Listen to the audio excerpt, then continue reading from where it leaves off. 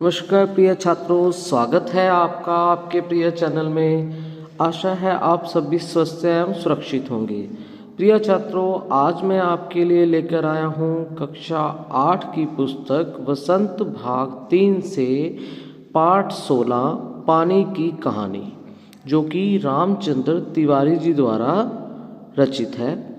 बच्चों, पाठ पठन कार्य शुरू करने से पहले प्लीज़ चैनल को सब्सक्राइब करना और शेयर करना ना भूलें, ताकि आपको समय समय पर नोटिफिकेशन मिलती रहे। तो बच्चों, लेखक के बारे में जानेंगे। लेखक रामचंद्र तिवारी हिंदी साहित्य जगत में एक जाने माने रचनाकार हैं। इनमें कालानुसरण करने की अद्भुत शक्ति थी। बचपन से ही इन पर साहित्य जगत की अमिट छाप पड़ी। यही कारण था कि साहित्य में लेखन के प्रति इनका झुकाव बढ़ता गया। शब्दों का बेजोड़ प्रयोग इनकी रचनाओं का विशेष गुण है। इन्होंने अपनी रचना पानी की कहानी में पानी की विभिन्न अवस्थाओं तथा जल के बारे में बताया है। इनके हृदय में देश और जाति के प्रति अपरिमित सम्मान की भावना थी। इन्होंने अपनी रचनाओं के द्वारा अनेक विषयों को उजागर किया है। साहित्य के प्रति इनका प्रेम देखते ही बनता है। इन्होंने अपनी रचनाओं में विभिन्न भाषाओं के शब्दों का बड़ी चतुराई के साथ प्रयोग किया है। यदि इस प्रस्तुत पाठ पानी की कहानी की बात करें तो इसमें लेखक ने ओस की बूंद के बारे में बताया है। ओस की बूंद का स्वरूप अतीत में कैसा था और उसका जन्म कब, कैसे और किस प्रकार हुआ, यह सारा वृत्तांत लेखक ने अपनी रचना के द्वारा व्यक्त किया है। तो बच्चों, पाठ पठन कार्य शुरू करेंगे। बच्चों, प्लीज़ चैनल को सब्सक्राइब करना और शेयर करना ना भूलें, ताकि आपको नोटिफिकेशन मिलती रहे। हमारा पाठ है पानी की कहानी। मैं आगे बढ़ा ही था कि बेर की झाड़ी पर से मोती सी एक बूंद मेरे हाथ पर आ पड़ी। मेरे आश्चर्य का ठिकाना ना रहा जब मैंने देखा कि ओस की बूंद मेरी कलाई पर से सरक कर हथेली पर आ गई। मेरी दृष्टि पड़ते ही वह ठहर गई। थोड़ी देर में मुझे सितार के तारों की सी झनकार सुनाई देने लगी। मैंने सोचा कि कोई बजा रहा होगा। चारों ओर देखा, कोई नहीं। फिर अनुभव हुआ कि यह स्वर मेरी हथेली से निकल रहा है। ध्यान से देखने पर मालूम हुआ कि बूंद के दो कण हो गए हैं और वे दोनों हिल हिल कर यह स्वर उत्पन्न कर रहे हैं, मानो बोल रहे हों। उसी सुरीली आवाज़ में मैंने सुना, सुनो सुनो। मैं चुप था। फिर आवाज़ आई, सुनो सुनो। अब मुझसे ना रहा गया, मेरे मुख से निकल गया, कहो कहो।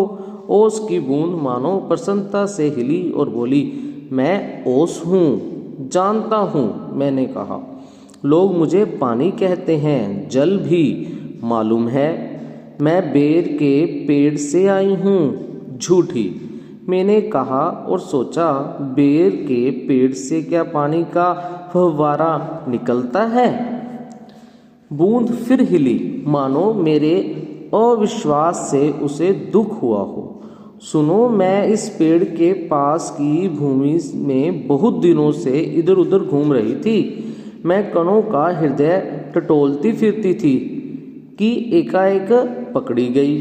कैसे? मैंने पूछा। वह जो पेड़ तुम देखते हो ना, वह ऊपर ही इतना बड़ा नहीं है, पृथ्वी में भी लगभग इतना ही बड़ा है। उसकी बड़ी जड़ें, छोटी जड़ें और जड़ों के रोए हैं। वे रोए बड़े निर्दयी होते हैं। मुझ जैसे असंख्य जल कणों को वे बलपूर्वक पृथ्वी में से खींच लेते हैं। कुछ को तो पेड़ एकदम खा जाते हैं और अधिकांश का सब कुछ छीनकर उन्हें बाहर निकाल देते हैं। क्रोध और घृणा से उसका शरीर कांप उठा। तुम क्या समझते हो कि वे इतने बड़े यूं ही खड़े हैं? उन्हें इतना बड़ा बनाने के लिए मेरे असंख्य बंधुओं ने अपने प्राण नाश किए हैं। मैं बड़े ध्यान से उसकी कहानी सुन रहा था। हाँ, तो मैं भूमि के खनिजों को अपने शरीर में घुलाकर आनंद से फिर रही थी कि दुर्भाग्यवश एक रोए से मेरा शरीर छू गया। मैं कांपी, दूर भागने का प्रयत्न किया, परंतु वे पकड़कर छोड़ना नहीं जानते। मैं रोए में खींच ली गई। फिर क्या हुआ, मैंने पूछा। मेरी उत्सुकता बढ़ चली थी। मैं एक कोठरी में बंद कर दी गई। थोड़ी देर बाद ऐसा जान पड़ा कि कोई मुझे पीछे से धक्का दे रहा है और कोई मानो हाथ पकड़ आगे की ओर खींच रहा हो। मेरा एक भाई भी वहां लाया गया। उसके लिए स्थान बनाने के कारण मुझे दबाया जा रहा था। आगे एक और बूंद मेरा हाथ पकड़कर ऊपर खींच रही थी। मैं उन दिनों के बीच पिस चली।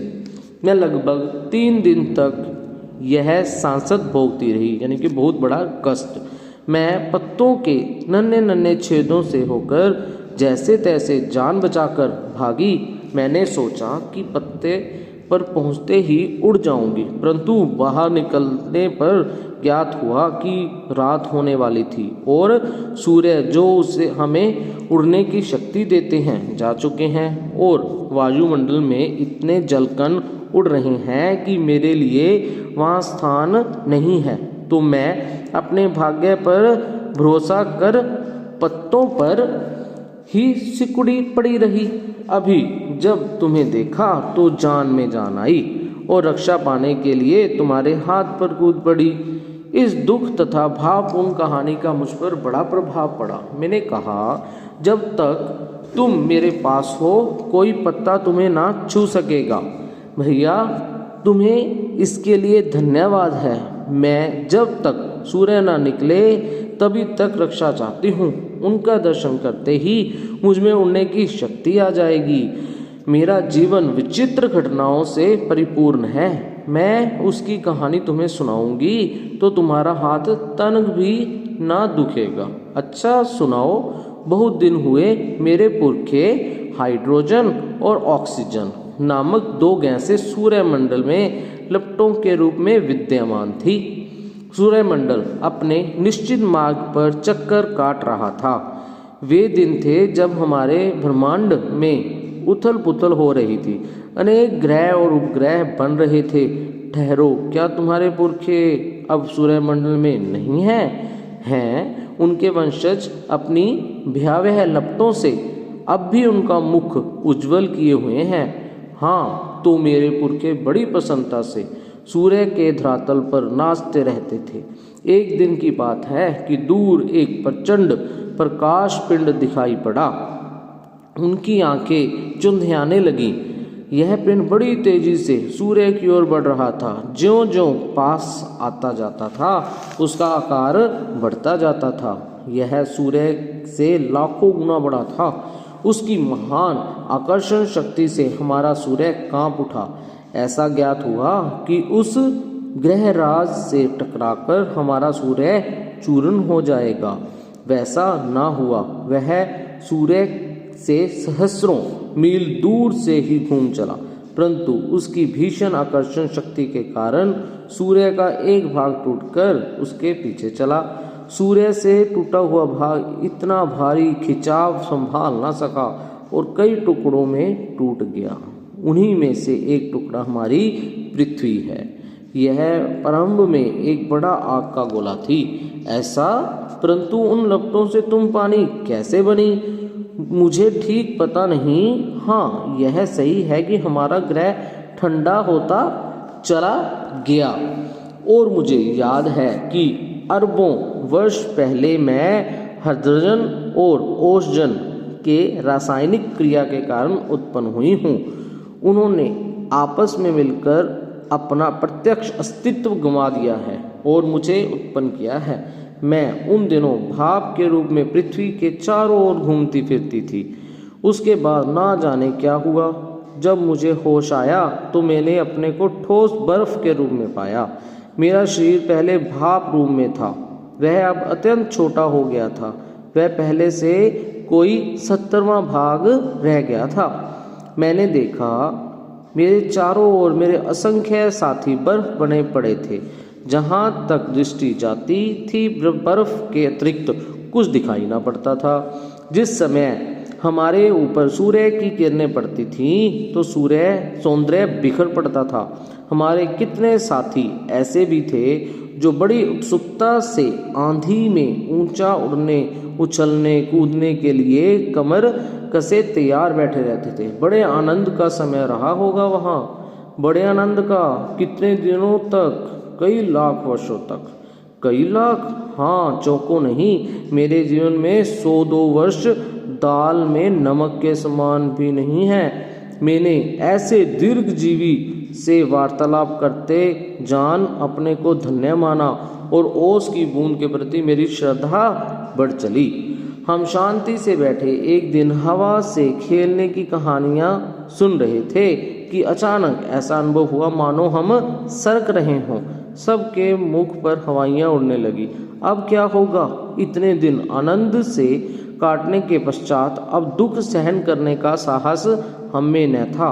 बहुत पता लगाने पर हमें ज्ञात हुआ कि हमारे भार से ही हमारे नीचे वाले भाई दबकर पानी हो गए हैं। उनका शरीर ठोसपन को छोड़ चुका है और उनके तल शरीर पर हम फिसल चले हैं। मैं कई मास समुद्र में इधर उधर घूमती रही। फिर एक दिन गर्म धारा से भेंट हो गई। धारा के जलते अस्तित्व को ठंडक पहुंचाने के लिए हमने उसकी गर्मी सोखनी आरंभ कर दी और उसके फलस्वरूप मैं पिघल पड़ी और पानी बनकर समुद्र में मिल गई। समुद्र का भाग बनकर मैंने जो दृश्य देखा वह वर्णनातीत है। मैं अभी तक समझती थी कि समुद्र में केवल मेरे बंधु बांधवों का ही राज्य है, परंतु अब ज्ञात हुआ कि समुद्र में चहल पहल वास्तव में दूसरे ही जीवों की है और उसमें निरा नमक भरा है। पहले पहल समुद्र का खारापन मुझे बिल्कुल नहीं भाया। जी मचलाने लगा, पर धीरे धीरे सब सहन हो चला। एक दिन मेरे जी में आया कि मैं समुद्र के ऊपर तो बहुत घूम चुकी हूँ, भीतर चलकर भी देखना चाहिए कि क्या है। इस कार्य के लिए मैंने गहरे जाना आरंभ कर दिया। मार्ग में मैंने विचित्र विचित्र जीव देखे। मैंने अत्यंत धीरे धीरे रेंगने वाले घोंगे, जालीदार मछलियाँ, कई मन भारी कछुए और हाथों वाली मछलियाँ देखी। एक मछली ऐसी देखी जो मनुष्य से कई गुना लंबी थी। उसके 8 हाथ थे। वह इन हाथों से अपने शरीर को जकड़ लेती थी। मैं और गहराई की खोज में किनारों से दूर गई तो मैंने एक ऐसी वस्तु देखी कि मैं चौंक पड़ी। अब तक समुद्र में अंधेरा था। सूर्य का प्रकाश कुछ ही भीतर तक पहुंच पाता था और बल्ब लगाकर देखने के कारण मेरे नेत्र दुखने लगे थे। मैं सोच रही थी कि यहाँ पर जीवों को कैसे दिखाई पड़ता होगा कि सामने ऐसा जीव दिखाई पड़ा मानो कोई लालटेन लिए घूम रहा हो। यह एक अत्यंत सुंदर मछली थी। इसके शरीर से एक प्रकार की चमक निकलती थी जो इसे मार्ग दिखलाती थी। इसका प्रकाश देखकर कितनी छोटी छोटी अनजान मछलियाँ इसके पास आ जाती थी और यह जब भूखी होती थी तो पेट भर उनका भोजन करती थी। विचित्र है। जब मैं और नीचे समुद्र की गहरी तह में पहुंची तो देखा कि वहाँ भी जंगल है। छोटे ठिंगने मोटे पत्ते वाले पेड़ बहुतायत में उगे हुए हैं। वहाँ पर पहाड़ियाँ हैं, घाटियाँ हैं। इन पहाड़ियों की गुफाओं में नाना प्रकार के जीव रहते हैं जो निपट अंधे तथा महा आलसी हैं। यह सब देखने में मुझे कई वर्ष लगे। जी में आया कि ऊपर लौट चलें, परंतु प्रयत्न करने पर जान पड़ा कि यह असंभव है। मेरे ऊपर पानी की कोई 3 मील मोटी तह थी। मैं भूमि में घूमकर जान बचाने की चेष्टा करने लगी। यह मेरे लिए कोई नई बात न थी। करोड़ों जल कण इसी भांति अपनी जान बचाते हैं और समुद्र का जल नीचे धंसता जाता है।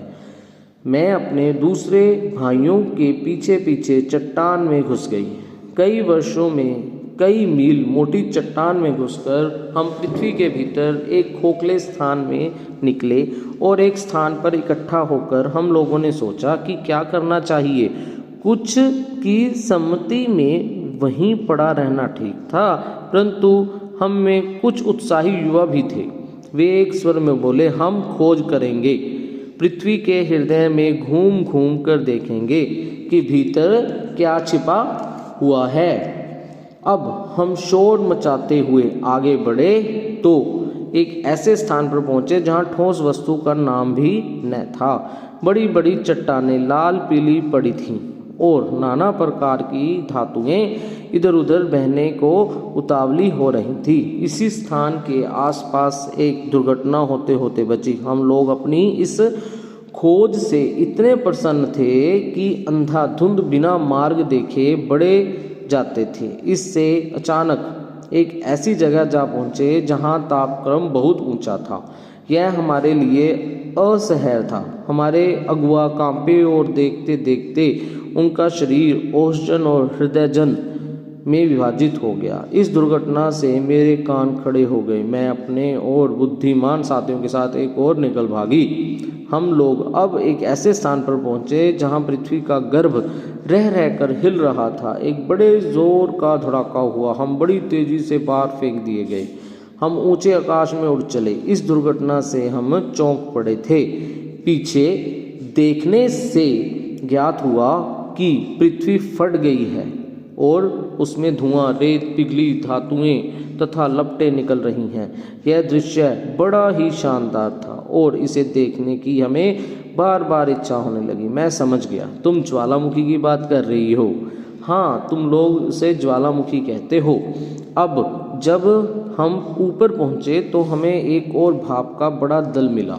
हम गर्ज कर आपस में मिले और आगे बढ़े। पुरानी सहेली आंधी के भी हमें यहाँ दर्शन हुए। वह हमें पीठ पर लादे कभी इधर ले जाती कभी उधर। वह दिन बड़े आनंद के थे। हम आकाश में स्वच्छंद किलोले करते फिरते थे। बहुत से भाप जल कणों के मिलने के कारण हम भारी हो चले और नीचे झुक आए और एक दिन बूंद बनकर नीचे कूद पड़े। मैं एक पहाड़ पर गिरी और अपने साथियों के साथ मैली कुचैली हो एक और को बह चली। पहाड़ों में एक पत्थर से दूसरे पत्थर पर कूदने और किलकारी मारने में जो आनंद आया वह भूला नहीं जा सकता। हम एक बार बड़ी ऊंची शिखर पर से कूदे और नीचे एक चट्टान पर गिरे। बेचारा पत्थर हमारे प्रहार से टूटकर खंड खंड हो गया। यह जो तुम इतनी रेत देखते हो, पत्थरों को चबा चबा कर हम ही बनाते हैं। जिस समय हम मौज में आते हैं तो कठोर से कठोर वस्तु हमारा प्रहार सहन नहीं कर सकती। अपनी विजयों से उन्मत्त होकर हम लोग इधर उधर बिखर गए। मेरी इच्छा बहुत दिनों से समतल भूमि देखने की थी, इसलिए मैं एक छोटी धारा में मिल गई। सरिता के वे दिवस बड़े मज़े के थे। हम कभी भूमि को काटते, कभी पेड़ों को खोखला कर उन्हें गिरा देते। बहते बहते मैं एक दिन एक नगर के पास पहुंची। मैंने देखा कि नदी के तट पर एक ऊंची मीनार में से कुछ काली काली हवा निकल रही है। मैं उत्सुक हो उसे देखने को क्या बड़ी कि अपने हाथों दुर्भाग्य को न्योता दिया। ज्यों ही मैं उसके पास पहुंची, अपने और साथियों के साथ एक मोटे नल में खींच ली गई।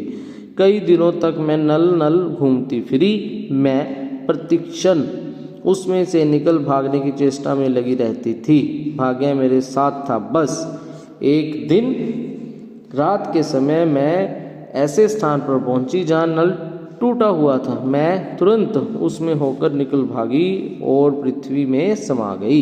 अंदर ही अंदर घूमते घूमते इस बेर के पेड़ के पास पहुंची। वह रुकी। सूर्य निकल आए थे। बस मैंने कहा, हाँ, मैं अब तुम्हारे पास नहीं ठहर सकती। सूर्य निकल आए हैं, तुम मुझे रोक कर नहीं रख सकते। वह ओस की बूंद धीरे धीरे घटी और आंखों से ओझल हो गई। तो बच्चों, ये आपने पाठ पूरा सुना। इसके आगे हैं कुछ प्रश्न। पाठ से आगे के प्रश्न अनुमान और कल्पना, भाषा की बात और ये कुछ शब्दार्थ। तो बच्चों आशा है आपको ये पाठ समझ आ गया होगा, जिसमें लेखक ने ओस की बूंद के बारे में बताया है। ओस की बूंद का स्वरूप अतीत में कैसा था, उसका जन्म कब, कैसे और किस प्रकार हुआ। तो ये सारा वृत्तांत आपको समझ आ गया होगा। तो बच्चों आशा है आपको ये पाठ समझ आ गया होगा। प्रिय बच्चों, चैनल को सब्सक्राइब करना और शेयर करना ना भूलें, ताकि आपको समय समय पर नोटिफिकेशन मिलती रहे। धन्यवाद।